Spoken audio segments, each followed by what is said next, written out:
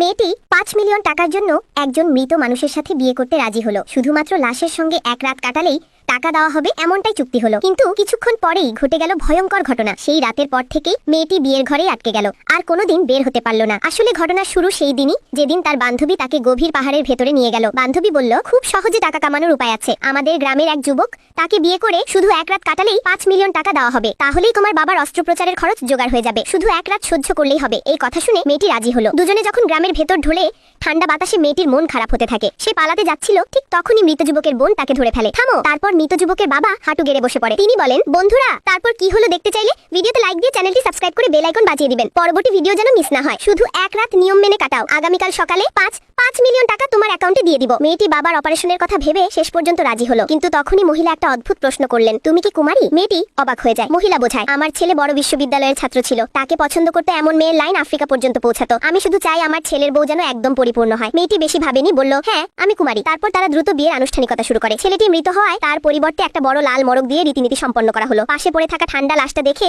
মেয়েটির গা শিরশির করে ওঠে। আর ঠিক তখনই মদ পান করার পর মৃত যুবকের মা আরেকটি ভয়ঙ্কর দাবি করে বসে। এই কথা শুনে মেয়েটি হতভম্ব, কারণ ছেলেটি তো মৃত। বান্ধবী তাকে বলে, সব ঠিক আছে, মাত্র একদিন আগে মারা গেছে, কোনো সমস্যা নেই। বাবার চিকিৎসার জন্য মেয়েটি চোখ বন্ধ করে এগিয়ে যায়। মহিলা বলে, আগামীকাল সকাল ৬টায় লোক এনে পরীক্ষা করাবো, দেখবো তুমি সত্যি আমার পুত্রবধূ হয়েছে কিনা। কিন্তু মেয়েটি জানতো না, এ সবই ছিল বান্ধবী ও ওই পরিবারের পরিকল্পিত ফাঁদ। তারা মেয়েটিকে ঘরে ঢুকিয়ে দরজা বন্ধ করে দেয়। তিনজনের মুখে তখন অদ্ভুত হিংস্র হাসি। মধ্যরাতে মেয়েটি ঠিক করে, আজকে ঘুমাবো না, পুরো রাত জেগে কাটিয়ে দেবো। কিন্তু ঠিক তখনই ঘটে গেল ভয়ঙ্কর দৃশ্য। সে মৃত যুবকের মুখ ঢাকার কাপড় সরাতেই মেয়েটি অর্থমৃত হয়ে গেল ভয়ে।